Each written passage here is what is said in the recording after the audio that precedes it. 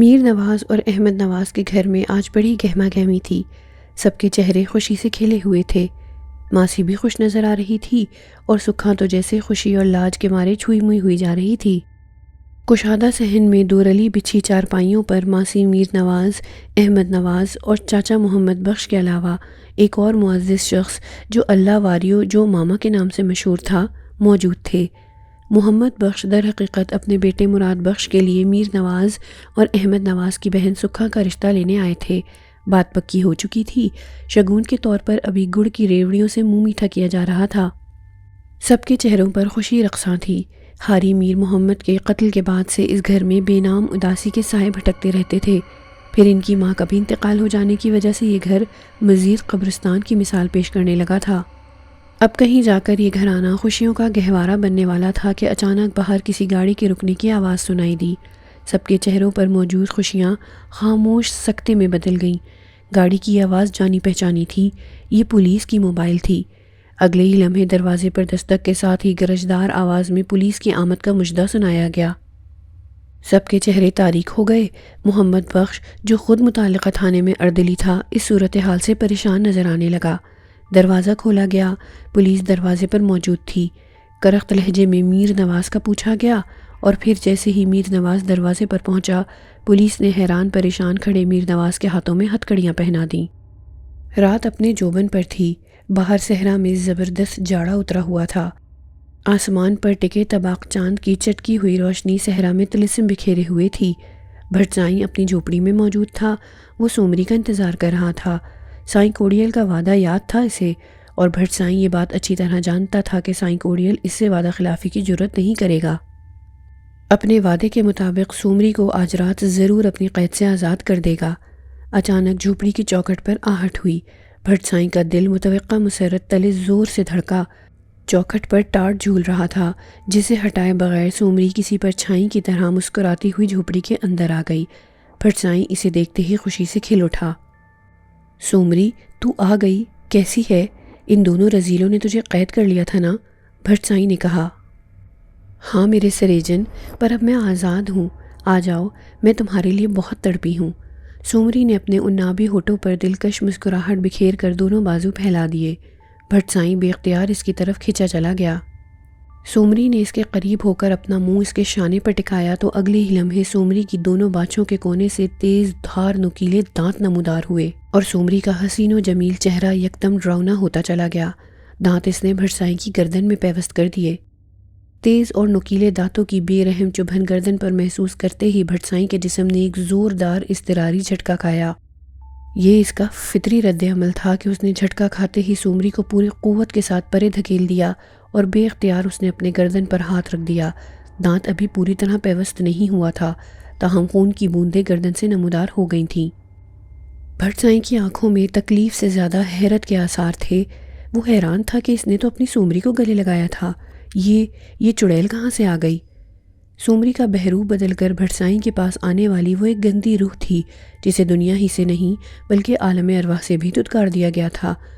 یہ چال جگن سامری کی تھی۔ یہ بدروح اسی نے ہی بھٹسائیں کا خاتمہ کرنے کے لیے اس کی جھوپڑی میں بھیجی تھی۔ ظاہر ہے بھٹسائیں کا دشمن نمبر 1 بھی اس سازش میں برابر کا شریک تھا۔ ادھر بھٹسائیں کی جگہ اگر کوئی اور ہوتا تو اس ڈراؤنی اور کریہ صورت والی چڑیل کو دیکھ کر اپنے حواس ہی گم کر بیٹھتا، مگر بھٹسائیں ایک فقیر منش اور اللہ والا بندہ تھا۔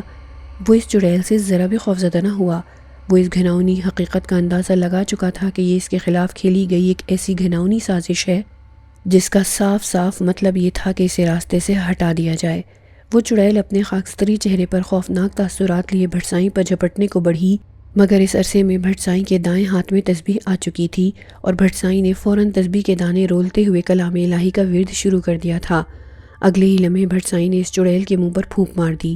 یکا یک یوں لگا جیسے چڑیل کو کوئی جھوپڑی سے باہر دھکیل رہا ہو۔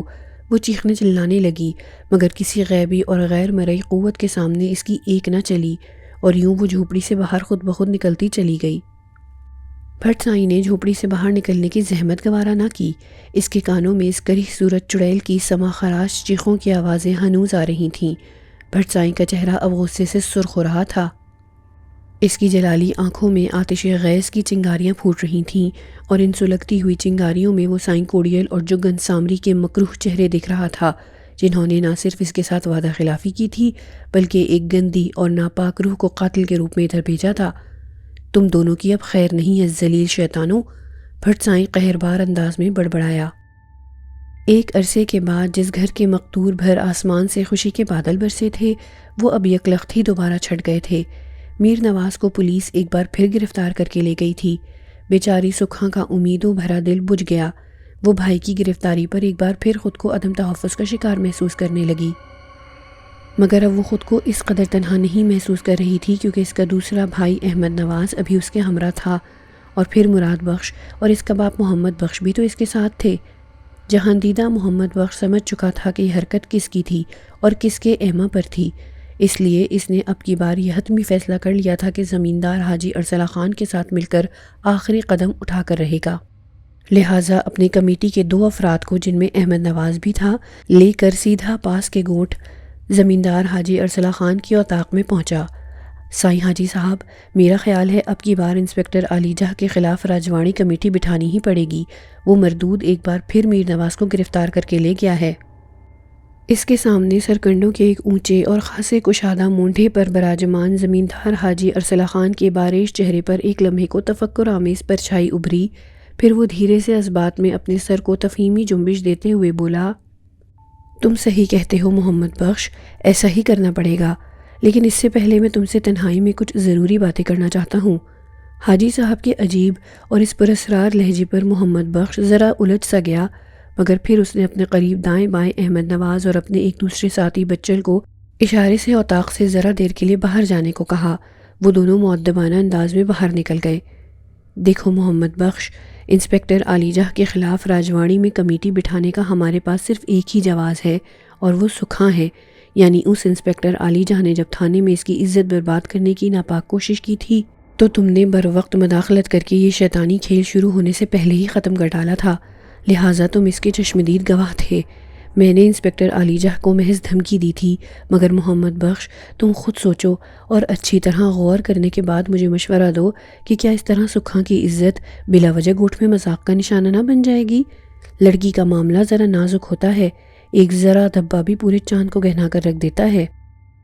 حاجی صاحب کی طویل اور صراحت بھری گفتگو سن کر محمد بخش ایک لمحے کو اپنی جگہ پر ساکت ہو کر رہ گیا۔ وہ بیٹے کا باپ تھا، بیٹی کا باپ نہیں تھا، لیکن باوجود اس کے حاجی صاحب کے سمجھانے پر اس کی سمجھ میں یہ بات آ گئی تھی کہ اس بدخصلت انسپکٹر علی جاہ کے خلاف کارروائی کرنے کا مطلب تھا سکھاں کی جگہ سائی، اور وہ بھی ایسے میں جب سکھاں اس کے بیٹے مراد بخش کی بیوی اور خود اس کی بہو بننے والی تھی۔ لہٰذا وہ کیسے چاہتا کہ اس کی بہو کے ساتھ یہ جگہ سائی ہوتی؟ کیا سوچ رہے ہو محمد بخش؟ کیا میری بات ابھی تک سمجھ میں نہیں آئی تمہارے؟ محمد بخش کو گہری سوچ میں مستغرق پا کر حاجی صاحب نے ٹہوکا دیا تو وہ ایک پرسوچ ہنکاری خارج کر کے تفہیمی انداز میں اپنے سر کو جنبش دیتے ہوئے بولا، جی صاحب، میں آپ کی گفتگو کا مطلب جاننے کی کوشش کر رہا تھا۔ آپ کی بات بالکل ٹھیک ہے، انسپکٹر علی جاہ تو ایک شیطان ہے، بلا وجہ اس سارے معاملے میں بیچاری سکھاں کی خوامخواہ ذلت ہوگی، اور حاجی صاحب ویسے بھی سکھاں اب میری بہو بننے والی ہے، بس تو پھر علی جاہ کے خلاف راجوانی کمیٹی بٹھانے کا خیال دل سے نکال دو۔ حاجی صاحب نے پہلو بدل کر حتمی لہجے میں کہا اور مزید اضافہ کیا، تم بے فکر رہو محمد بخش، انسپکٹر علی جاہ کے خلاف کارروائی کے لیے ہمارے پاس اور بھی بہت کچھ ہے۔ تم علی احمد کو کیوں بھول رہے ہو؟ وہی جس نے حاری میر محمد کو قتل ہوتے دیکھا تھا۔ نہ صرف یہ بلکہ وہ علی احمد قاتل کو بھی جانتا ہے۔ حاجی صاحب کی اس بات پر محمد بخش کے چہرے پر جوش سا اوت کر آیا۔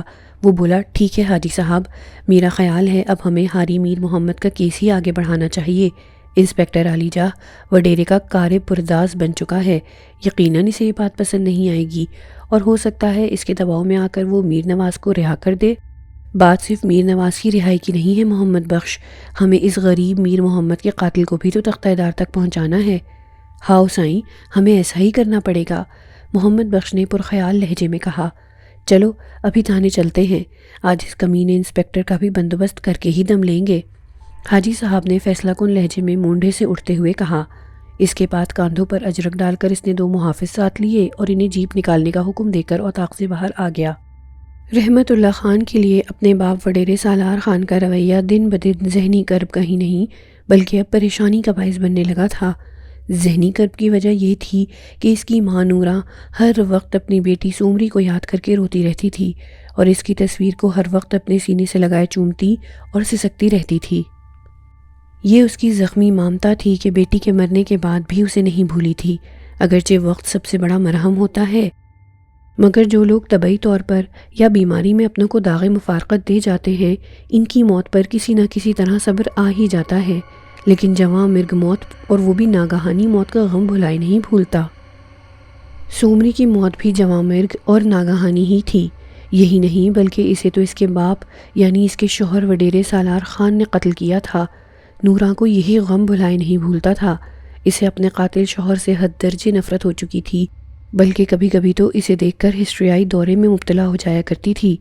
اس کے جوان بیٹے رحمت اللہ خان کو ذہنی پریشانی ایک تو آئے دن ماں باپ کے آپس میں جھگڑے کی وجہ سے تھی، دوسرے گوٹھ میں بھی اس کے باپ وڈیرے سالار خان کی نفرت عام لوگوں کے دلوں میں جاگزیں ہو چکی تھی۔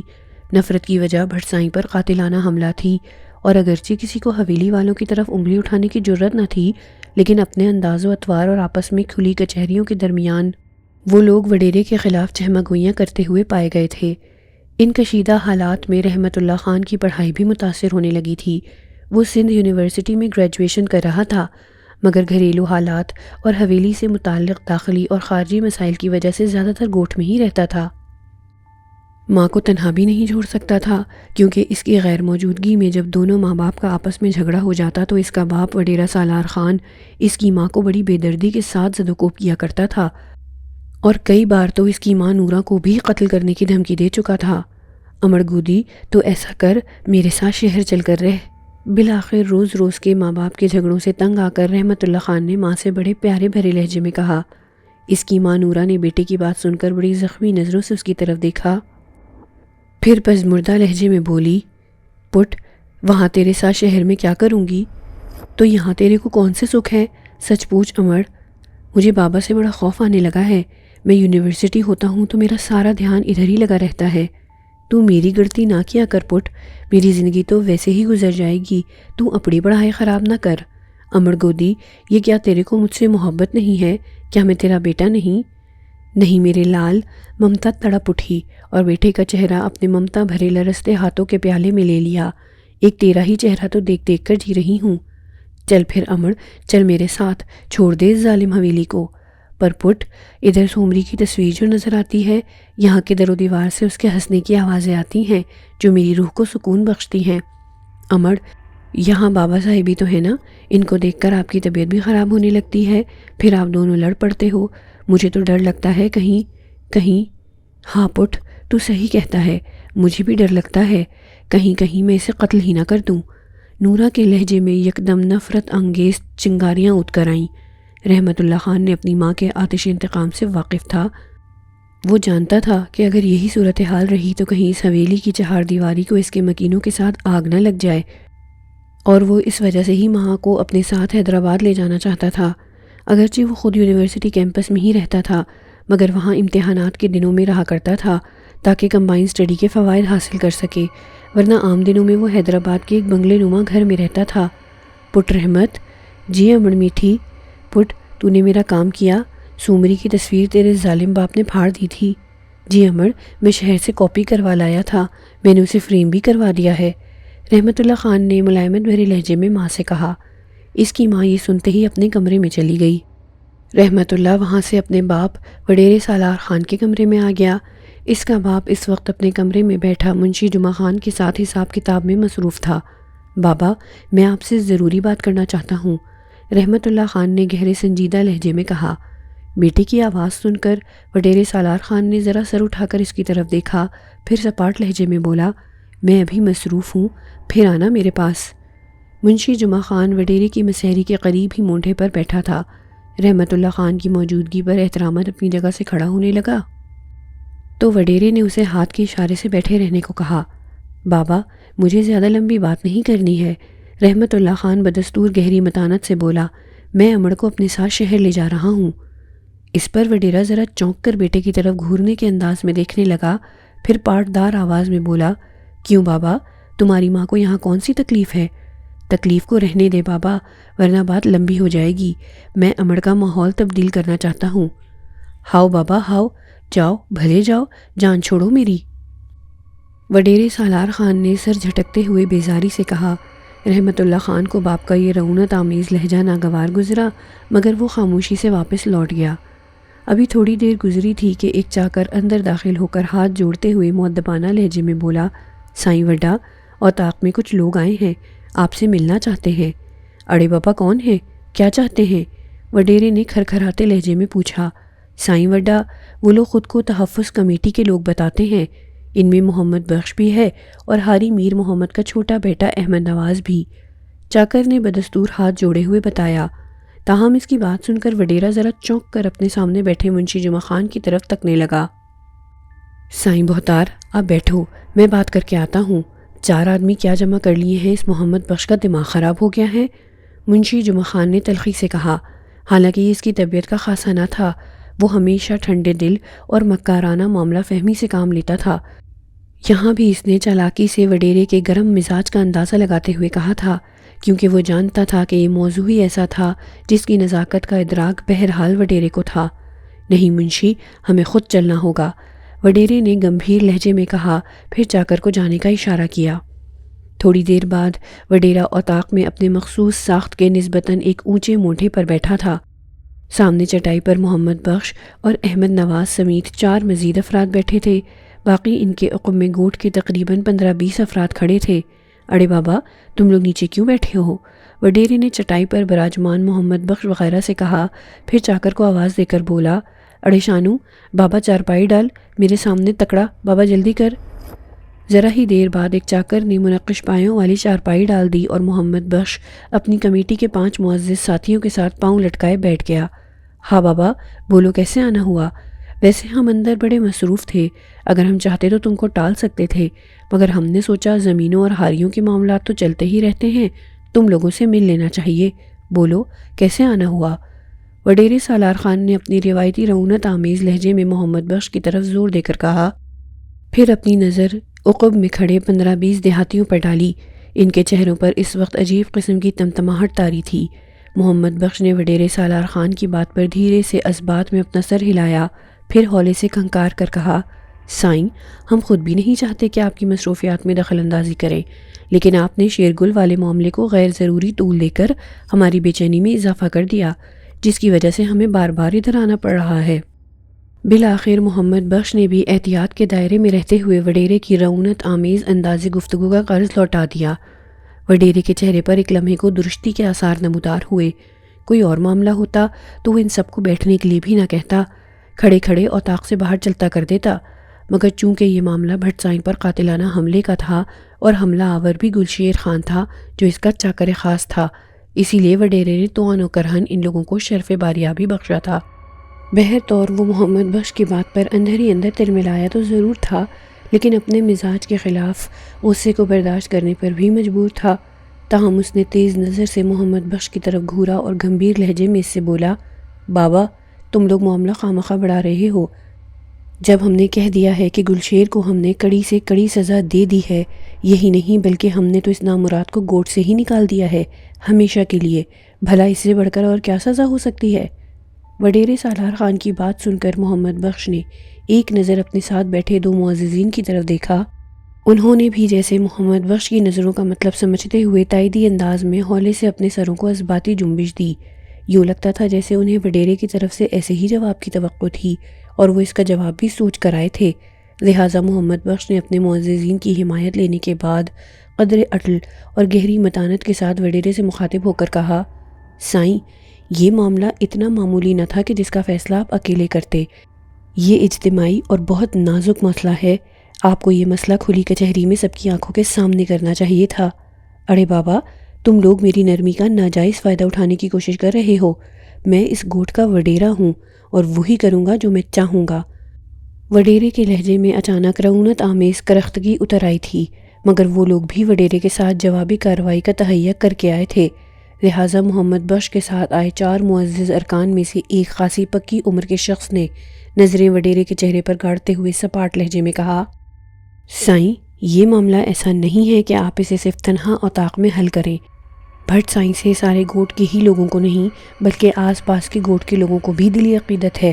معاملہ آپ کے کھیتوں اور ہاریوں کا ہوتا تو الگ بات تھی، مگر یہ معاملہ سب کا ہے، اس لیے آپ کو یہ معاملہ کھلی کچہری میں حل کرنا چاہیے تھا۔ اس کا نام رسول بخش تھا۔ یہ پاس کے گوٹ کا چھوٹا موٹا مگر راجوانی کمیٹی کی حد تک بارسوخ آدمی تھا۔ وڈیرے نے اس کی سنجیدہ نوعیت کی تلخ گفتگو پر اسے گھور کر دیکھا، پھر خشونت سے بولا، اڑے بابا، جس بھٹ سائیں کو تم لوگوں نے اپنا مرشد بنا رکھا ہے، کیا تم لوگ اس کی اصل حقیقت سے بھی واقف ہو کہ یہ کون ہے؟ وڈیرے کے لہجے میں گہرا استہزاء کی جھلک کو محسوس کر کے سامنے بیٹھے لوگوں کے بشروں پر ایک لمحے کو ناگواری سے پھیل گئی۔ پھر ایک دوسرے معزز رکن نے وڈیرے سے اسی لہجے میں کہا، وڈیرہ سائیں، آپ کو بھٹ سائیں کے بارے میں یہ کہنا زیب نہیں دیتا۔ یہ بات ہم سب لوگ جانتے ہیں کہ وہ ایک اللہ والا بندہ ہے۔ کہاں سے آیا اور وہ کون ہے، ہمیں اس سے کوئی سروکار نہیں، مگر مجھے اس سے سروکار ہے بابا، کیونکہ یہ تمہارا بھٹ سائیں در حقیقت محمد ملوک ہے، نبن ہاری کا بیٹا محمد ملوک۔ اتنا کافی ہے یا اس کے بارے میں اور بھی کچھ سنو گے؟ وڈیرہ آپے سے باہر ہونے لگا۔ سامنے بیٹھے لوگوں کو جیسے سانپ سونگھ گیا۔ بھتیروں کے چہرے متذبذب نظر آنے لگے۔ جو لوگ محمد ملوک کو جانتے تھے وہی تذبذب کا زیادہ شکار ہوئے۔ تم میں اگر کوئی محمد ملوک کے بارے میں نہیں جانتا تو میں بتائے دیتا ہوں۔ وڈیرے کے لہجے میں بدستور زہر گھلا ہوا تھا۔ محمد بخش جو محمد ملوک کے نام پر سناٹے دار خاموشی میں ڈوب گیا تھا، یکدم بولا، سائیں، ہمیں بھٹ سائیں کے ماضی سے کیا لینا دینا؟ انسان دنیا کی بے حسی اور بے مروتی سے دل برداشتہ ہو کر اللہ سے لو لگا لیتا ہے تو یہ برا نہیں ہے۔ اچھا، وڈیرے نے استہزائیہ انداز میں اس کی طرف دیکھ کر کہا، اڑے بابا، تو اگر اپنے بھٹ سائیں کے ماضی سے کوئی دلچسپی نہیں رکھتا تو اس کا مطلب یہ نہیں کہ ہم بھی اس سے کوئی سروکار نہیں رکھتے۔ تم لوگوں کو بھٹ سائیں کی اصلیت کا علم نہیں ہے، یا پھر ہے تو چشم پوشی کرنے کی کوشش کر رہے ہو؟ وڈیرے نے بغور محمد بخش کا چہرہ دیکھتے ہوئے تلخی سے کہا، آخر پتہ تو چلے کہ بھٹ سائیں نے ماضی میں ایسا کیا کیا ہے کہ آپ اس کے پیچھے پڑ گئے ہیں؟ جواباً ایک تیسرے رکن نے پوچھا۔ وڈیرہ ایک دم اپنے مونڈھے سے اٹھ کھڑا ہوا اور جوش غیظ سے سرخ ہوتے ہوئے بولا، تم لوگوں کو اس حقیقت کا علم نہیں ہے تو اچھی طرح کان کھول کر سن لو، کیونکہ یہ معاملہ ہماری غیرت کا ہے۔ اگر کوئی تم لوگوں کی بیٹی یا بہن کی عزت سے کھیل کر بعد میں اپنی جان بچانے کے لیے کسی مرشد کا روپ دھار لے تو تم کیا کرو گے؟ وڈیرہ سائیں، یہ ٹھیک ہے کہ آپ کی ہم عزت کرتے ہیں، لیکن اس کا یہ مطلب نہیں کہ تم… اڑے بابا، آ گیا نا غصہ؟ بالکل ایسا ہی غصہ میرے اندر بھی آتش فشاں کی طرح سلگ رہا ہے۔ وڈیرے نے ایک جوش کھائے ہوئے رکن سے کہا، تمہارے اس بھٹ سائیں کی حقیقت یہ ہے کہ آج سے 4-5 سال پہلے اس نے میری بیٹی سومری کو ورغلانے کی کوشش کی تھی، اور میں نے اپنی بیٹی کے ساتھ اس کو کاری کر کے ہلاک کر ڈالا تھا۔ پھر محمد ملوک یعنی تمہارا یہ بھٹ سائیں جو کارو تھا، جان بچا کر روپوش ہو گیا تھا، بعد میں بھٹ سائیں کا بھیس بھر کر یہاں آ بیٹھا۔ وڈیرے نے اپنی بات مکمل کر لی۔ اس کا پورا وجود لرز رہا تھا اور اس کے لرزیدہ وجود سے صاف ظاہر ہو رہا تھا کہ وہ ماضی کی راکھ تلے دبی چنگاریوں کی گرمی دبانے کی کوشش کر رہا تھا۔ حاضرین کو جیسے سانپ سونگھ گیا۔ محمد بخش چونکہ اس گوٹ سے تعلق رکھتا تھا، اس لیے وہ ماضی کے سارے حالات سے واقف تھا اور گم و گور کسی کیفیت میں غرق تھا۔ باقی جو دیگر گوٹ سے تعلق رکھتے تھے وہ ایک دوسرے کا منہ تکنے لگے تھے۔ ادھر وڈیرے نے بھی تہیہ کر لیا تھا کہ آج یہ قصہ نمٹا کر رہے گا۔ اس کی جہان دیدہ نظروں نے محمد بخش کے چہرے کی گمبھیر خاموشی کو بھانپتے ہوئے اسے مخاطب کیا، کیوں بابا بچل، تیرے کو تو ساری باتوں کا علم ہے، تو کیوں نہیں بتاتا ان لوگوں کو؟ اگر تیرے کو بھی میری بات پر شک ہے تو جاؤ اپنے اس مرشد بھٹ سائیں کا چہرہ جا کر غور سے دیکھو اور اس گوٹ کے لوگوں کو بھی دکھاؤ، جاؤ۔ سائیں، یہ معاملہ تو راجواڑے میں ہی حل ہونا چاہیے تھا، محمد بخش نے دبے دبے لہجے میں کہا۔ وڈیرہ ایک دم آنکھیں نکالتا ہوا بولا، ہرگز نہیں، میں اپنی بیٹی کا خون بہا لینا حرام سمجھتا ہوں اور مجھے حق ہے کہ میں اس کا فیصلہ خود کروں، اور یہ میرا آخری اور اٹل فیصلہ ہے۔ میں محمد ملوک کو ضرور ہلاک کروں گا کیونکہ وہ کارو ہے، سمجھے تم لوگ؟ وڈیرہ غصے سے کپ کپا رہا تھا۔ ایسے میں وڈیرے کے چاکروں نے تمام لوگوں کو وہاں سے جانے کی درخواست کی اور پھر سب لوگ ہزار قسم کی حیرتوں کے ساتھ خاموشی سے لوٹ گئے۔ اوطاق میں اس وقت صرف 3 فرد موجود تھے۔ باہر سرد اور ٹھٹرتی رات دبے پاؤں گزر رہی تھی۔ باہر سناٹا بھی چیختا ہوا محسوس ہو رہا تھا۔ سائیں، معاملہ بہت نازک بلکہ خطرناک صورت اختیار کر گیا ہے۔ یہ انسپکٹر عالی جاہ تھا۔ وہ بری طرح پریشان اور بدحواس معلوم ہو رہا تھا۔ وہ اپنے سامنے مونڈھے پر بیٹھے وڈیرے سالار خان سے مخاطب تھا۔ اس کے ساتھ ہی ایک بیت کی کرسی پر منشی جمعہ خان براجمان تھا۔ اس زمیندار حاجی ارسلہ خان نے واقعی ایک ایسے چشمدید گواہ کا کھوج لگا لیا ہے جس کے بل پر وہ شہر جا کر حاجی میر محمد کا قتل کیس کھلوانا چاہتے ہیں سائیں۔ اگر بات عدالت تک چلی گئی تو معاملہ خراب ہو جائے گا۔ آپ تو پھنسیں گے، میں بھی نہیں بچ سکوں گا۔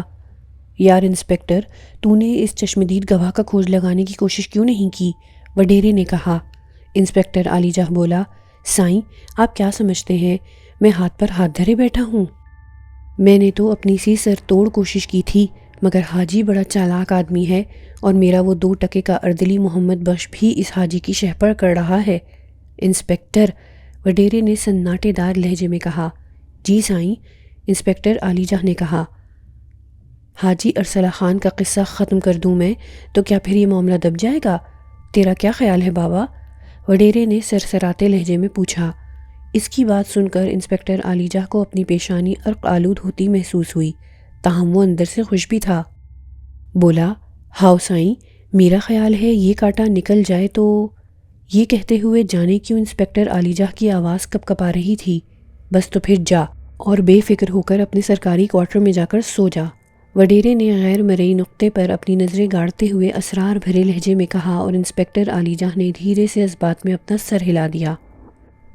سائیں کوڑیل اور جگن سامری بہت پریشان تھے۔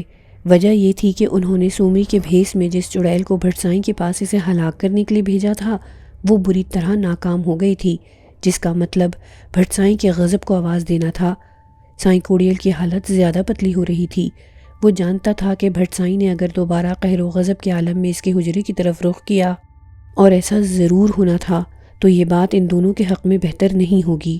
اس گوٹ کے لوگوں کی نظروں میں سائیں کوڑیل اور جگن سامری کی شخصیت مشکوک ہو سکتی تھی۔ سوامی جی، اب کیا ہوگا؟ وہ بھٹ سائیں تو اب آتا ہی ہوگا۔ سائیں کوڑیل نے کپ کپاتے لہجے میں جگن سے کہا۔ کچھ نہیں ہوگا، تو کیوں چنتا کرتا ہے؟ میں ہوں نا، سب سنبھال لوں گا۔ جگن سامری نے اسے تسلی دینا چاہی، مگر اس کے جھریوں برے چہرے سے صاف آیا تھا کہ ابھی وہ بھٹ سائیں سے نمٹنے کی کوئی تجویز زیر غور نہیں لا سکا ہے۔ سائیں کوڑیل نے کہا، سوامی جی، میرا خیال ہے سومری کو چھوڑ ہی دینا چاہیے، ورنہ یہ بھٹ سائیں ہمارے پیچھے ہاتھ دھو کر پڑ جائے گا۔ میں بھٹ سائیں سے خوفزدہ نہیں ہوں، مجھے اس کے مریدوں سے ڈر لگتا ہے۔ ویسے بھی بھٹ سائیں پر 2 بار قاتلانہ حملوں سے اس کے مریدوں میں شدید اشتعال پایا جاتا ہے۔ سومری کو آزاد کرنے کے بعد ہم بھٹ سائیں سے نمٹ کر اس کا قصہ پاک کر دیں گے اور بعد میں سومری کو… لیکن سومری کو آزاد کرنے کے بعد پھر وہ ایک خوفناک پرچھائی کی طرح بھٹ سائیں کا سایہ بن جائے گی۔ ہم اس کی موجودگی میں بھٹ سائیں کا کس طرح خاتمہ کر سکتے ہیں؟ جگن سامری نے قدر الجھن آمیز پریشانی سے اس کی بات کاٹ کر کہا تو سائیں کوڑیل جگن سامری کی طرف دیکھتے ہوئے قدر حیرت سے بولا، سوامی جی، یہ کیا؟ آپ کے لیے تو سومری کوئی حیثیت نہیں رکھتی، وہ تو ایک عام روح ہے، اور آپ تو ہمالیائی جبلوں کے بہت بڑے ساحر ہیں۔ پھر… ارے نادان، یہ بات نہیں ہے۔ تیرے کو ابھی شاید ہماری پراسرار طاقتوں کا علم نہیں ہے، لیکن یہ بھی درست ہے کہ سومری کوئی عام روح نہیں ہے۔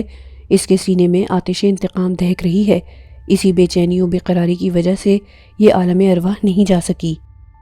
یہ بھی اس کی ایک بہت بڑی شکتی ہے۔ اصل بات یہ ہے کہ وہ ایک نیک روح ہے، اپنا سارا وقت عبادت الہی میں گزارتی ہے، بس یہاں میں مار کھا جاتا ہوں۔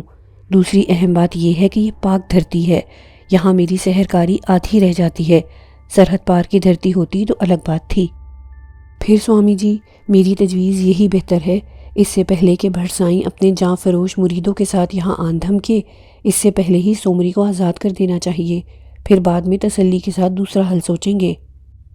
اس کی بات سن کر جگن سامری نے بھی گومگو کے سے انداز میں اپنا سر اس بات میں دھیرے سے ہلا دیا، مگر اس کے چہرے کے زولیدہ اور مسخ تاثرات سے صاف آیا تھا کہ وہ بجبر و کرہ اس بات پر آمادگی ظاہر کر رہا ہے۔ انسپکٹر علی جاہ اور وڈیرے سالار خان کی مشترکہ اور درون خانہ حاجی میر محمد کے خاندان یعنی میر نواز اور احمد نواز کے خلاف روز بروز بڑھتی ہوئی چیرہ دستیوں کے منہ زور گھوڑے کو لگام دینے کے لیے زمیندار حاجی ارسلہ خان اور تحفظ مرشد کمیٹی کے سربراہ محمد بخش نے ایک حتمی فیصلہ کر لیا۔ الصبح انہوں نے شہر روانہ ہو کر ڈی پی او سے ملنے کا قصد کیا تھا۔ DPO انسپیکٹر حضور بخش پالاری زمیندار حاجی ارسلہ خان کا پرانا دوست اور ایک فرض شناس پولیس آفیسر تھا۔ اس کی وجہ شہرت کچے کے علاقوں میں خطرناک ڈاکوؤں کے گروہ کا قلع قمع کرنے سے قائم ہوئی تھی۔ بہر طور محمد بخش زمیندار حاجی صاحب کے علاوہ 2 اور بھی افراد ان کے ہمراہ تھے۔ یہ لوگ سب حاجی صاحب کی اوطاق میں الصبح اکٹھے ہو گئے تھے۔ وہاں سے یہ لوگ جیپ میں سوار ہو کر شہر روانہ ہو گئے۔ حاجی صاحب اگلی سیٹ پر ڈرائیور کے برابر میں، جبکہ محمد بخش اور باقی 2 افراد عقبی سیٹ پر بیٹھے تھے۔ جیپ دھول اڑاتے بل کھاتے راستے پر جا رہی تھی۔ آبادی بہت پیچھے رہ گئی تھی۔ کھیتوں کھلیانوں کا سلسلہ ابھی اختتام پذیر ہی تھا اور دائیں جانب کیکر بری کے پیڑوں اور خودرو جھاڑیوں کی خاصی بہتات تھی۔ دوسری جانب جھاڑ جھنکاڑ سے لبریز وسیع میدان تھا۔ شہر جانے والی پختہ سڑک ابھی ذرا دور تھی۔ جب جیپ نے ایک گھنے درختوں کے جھنڈ والا موڑ کاٹا تو اچانک آس پاس کے قد آدم خودرو جھاڑیوں سے فائرنگ شروع ہو گئی۔ گولیاں جیپ کے ونڈ سکرین توڑتی ہوئی حاجی صاحب اور ڈرائیور کے سینے کو چھلنی کر گئیں۔ جیپ اس وقت موڑ کاٹ رہی تھی۔ ڈرائیور کے مرتے ہی وہ بے قابو ہو کر جھاڑیوں میں گھس گئی۔ جیپ کی عقبی نشستوں پر محمد بخش اور باقی 2 افراد فائرنگ کی آوازوں کے ساتھ نیچے جھک گئے تھے۔ جیپ رک چکی تھی، فائرنگ بند ہو چکی تھی۔ خون میں لت پت ڈرائیور کی لاش آڑی ترچھی سیٹ پر پڑی ہوئی تھی، جبکہ زمیندار حاجی ارسلہ خان گولیاں کھاتے ہی جیپ کے کھلے دروازے سے باہر گر چکا تھا۔ وہ بھی چند لمحے جاں کنی کے عالم میں تڑپنے کے بعد ختم ہو چکا تھا۔ محمد بخش کا دل زور زور سے دھڑک رہا تھا۔ اس نے ذرا سر ابھار کر گرد و پیش کا جائزہ لینے کی کوشش کی، تب اسے ذرا دور 4-5 افراد دوڑتے ہوئے نظر آئے۔ حاجی صاحب اور دیگر ساتھیوں کی خون میں لت پت لاشیں دیکھ کر اگرچہ محمد بخش کا دل خون کے آنسوؤں سے بھر گیا تھا، لیکن پولیس کے محکمے میں ہونے کی وجہ سے وہ ان مناظر کا عادی تھا۔ اسے بہرحال حاجی صاحب جیسی دردمند اللہ والی شخصیت کے یوں بہیمانہ موت پر بہت دکھ تھا۔ اس نے ان خونی قاتلوں کا تعقب کرنا ضروری سمجھا اور پھر وہ احتیاط کے ساتھ گرد و پیش کا جائزہ لیتے ہوئے ان نامعلوم قاتلوں کے تعقب میں ہو گیا۔ کھیتوں میں کھڑی نصف قد آدم فصلوں میں تیز تیز قدموں سے چلتے ہوئے محمد بخش نے ان سفاک قاتلوں کو ایک لمحے کے لیے بھی اپنی نظروں سے اوجھل نہیں ہونے دیا تھا۔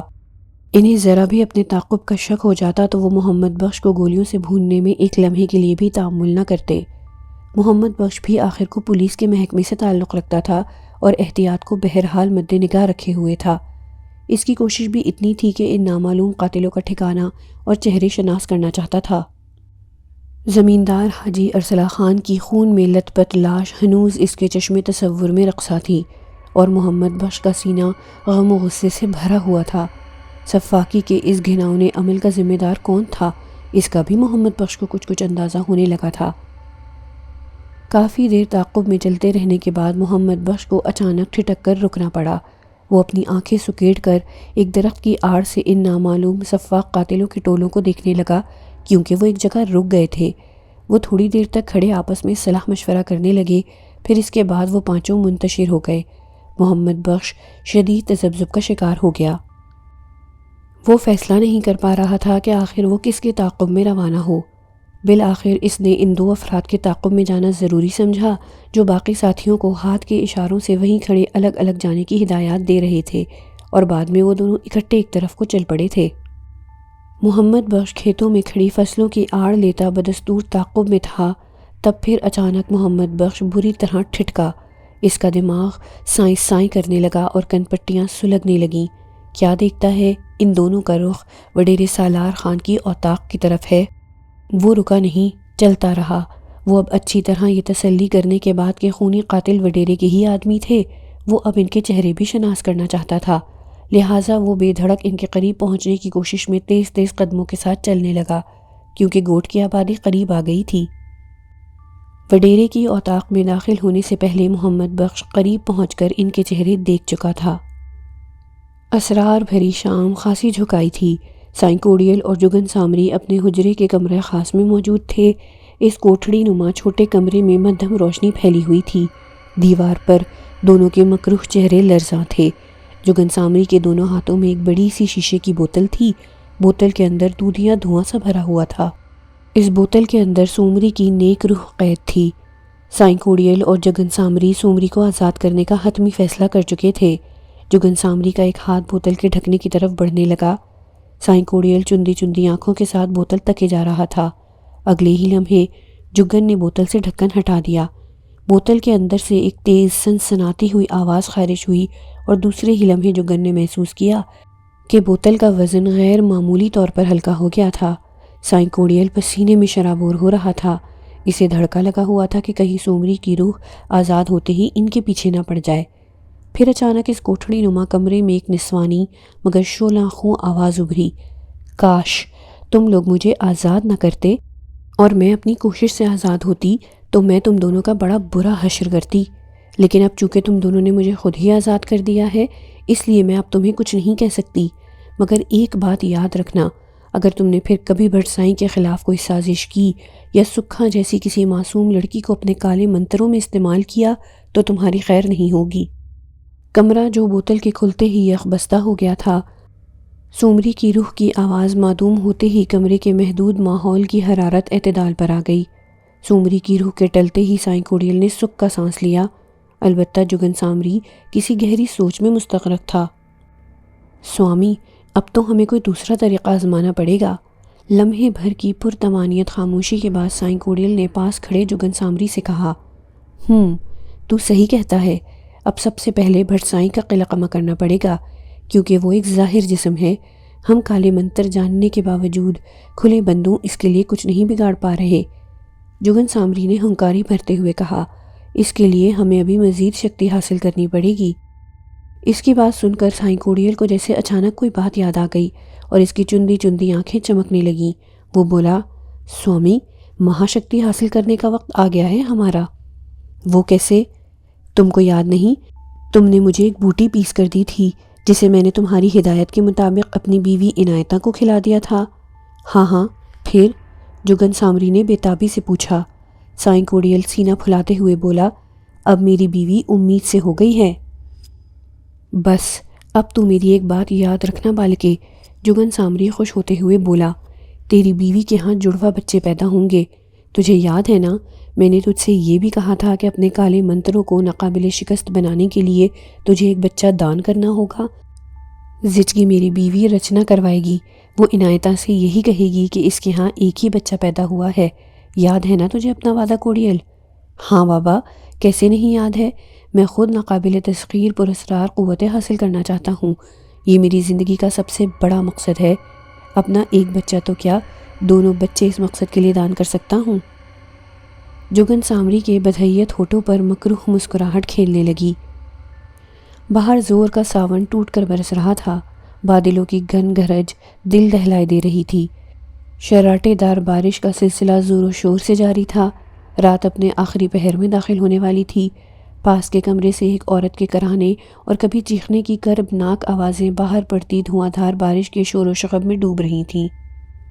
درد انگیز کراہیں سائیں کوڑیل کی بیوی عنایتہ کی تھیں۔ وہ اندر دوسرے کمرے میں تھی، اس کے ساتھ جگن سامری کی بیوی رچنی بھی تھی۔ پھر ذرا دیر کوڑیل اور جگن سامری کے کانوں میں بچے کے رونے کی آواز ٹکرائی۔ سائیں کوڑیل کا دل جانے کیوں بری طرح دھک دھک کر رہا تھا۔ اس کی وجہ شاید یہ تھی کہ وہ نہیں چاہتا تھا کہ اس کی بیوی عنایتہ کو جڑواں بچوں کا علم ہو، کیونکہ وہ اپنا دوسرا بچہ کالے منتروں کی بھیٹ چڑھانے کے لیے جگن سامری کو دان کرنے والا تھا۔ تھوڑی دیر بعد دوسرے بچے کے بھی رونے کی آواز ابھری۔ سائیں کوڑیل اور جگن سامری کے چہروں پر مکروہ مسکراہٹ رقصاں ہو گئی۔ پھر اسی وقت بغلی کوٹھڑی کا در کھلا اور رچنی ایک نو مولود ننگ دھڑنگ بچے کو گود میں اٹھائے نمودار ہوئی۔ اس کے جھریوں بھرے مکروہ چہرے سے دبی دبی مسرت عیاں تھی۔ وہ دونوں بےتابی کے ساتھ اس کی طرف بڑھے۔ رچنی نے بچہ جگن سامری کو تھما دیا۔ باقی دونوں ماں بیٹے تو ٹھیک ہے نا؟ سائیں کوڑیل نے رچنی سے پوچھا۔ ہاں، دونوں ٹھیک ہیں۔ ایک بچے کو میں اس کے پہلو میں لٹا آئی ہوں۔ میں نے اسے یہی بتایا ہے کہ اس کے ایک ہی بچہ پیدا ہوا ہے، رچنی نے بتایا۔